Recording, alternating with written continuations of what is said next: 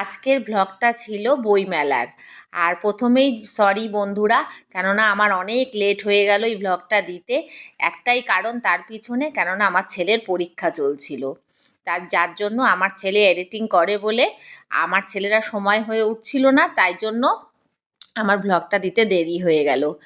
আর সেদিন চলে গেছিলাম বইমেলায়, গিয়ে প্রথমে বইয়ের দোকানগুলো ভালো করে ঘুরে দেখে নিলাম।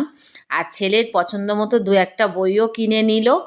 আর কিনে নিয়ে তারপরে একটুখানি এদিক ওদিক ঘুরে নানান দোকান, বইমেলা মানে তো শুধু বইয়ের দোকান নয়, তার সঙ্গে অনেক কিছু রংবাহারি অনেক কিছু জিনিসের দোকান। আর প্রায় সব মেলা মানেই একটা মানুষের মিলন, আর অনেক মানুষের মিলন, আর যেখানে কিনা মন ভরে খাওয়া দাওয়া সব কিছু থাকে।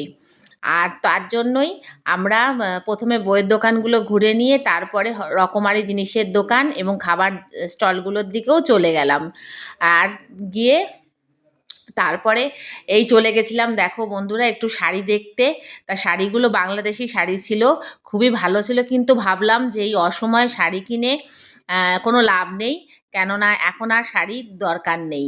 তাই তারপরে একটু চারা গাছ দেখে নিলাম। আর ওর বাবাও ভাবলো কয়েকটা চারা গাছ নেবে, কিন্তু অনেক রাত হয়ে যাচ্ছিল বলে নিয়ে যেতে অসুবিধা ছিল, তাই আর নেওয়া হলো না। তারপরে একটু নাচ গান দেখে নিলাম। আর তারপরে তো একটা পেট পুজোর ব্যাপার থাকেই, তাই একটু অনেকক্ষণ মুখটা বন্ধ ছিল, তাই ভাবলাম এবার একটু মুখটা চালু করা যাক। তাই একটু পিৎজা অর্ডার করে নিলাম।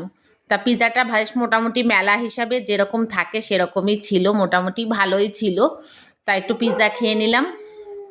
আর পিৎজা খেয়ে নিয়ে তারপরে ভাবলাম যে আবার একটু গান বাজনার দিকেই ফিরে যাই, কেননা গান বাজনার দিকে ফিরে গেলাম আবার। তারপরে আবার একটু ছেলে বলল, মা একটু ইটালির মিষ্টি খাবো, তিরামিসু। তা এটা একটু ট্রাই করে নিল, একটাই নেওয়া হয়েছিল। তা খেয়ে দেখলাম বেশ ভালোই লাগলো ছেলের থেকে একটু খেয়ে। তা ওর বাবা বলল, না আমি আর খাবো না, তাই আর নেওয়া হলো না, একটাই নেওয়া হলো। তা খাওয়া দাওয়া শেষ করে তারপরে গেলাম আবার একটু, সেদিন এসছিল মনোজ মুরালি নায়ার, তা তাদের গান একটু শুনে, অনেক রাত যেহেতু হয়ে যাচ্ছিল তাই বাড়ির দিকে রওনা দিতে হবে।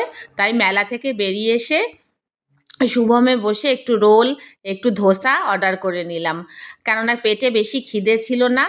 আর তাই জন্য অল্পই খাবার নিলাম। আর কেননা বাড়িতে আমার পায়েস রান্না করা ছিল, তাই ভাবলাম বাড়ি ফিরে একটু পায়েস খেতে হবে, তাই অল্পই খেয়ে নিলাম। তাহলে টাটা বন্ধুরা, আসি, দেখা হবে আবার খুব শীঘ্রই নতুন একটা ব্লগে।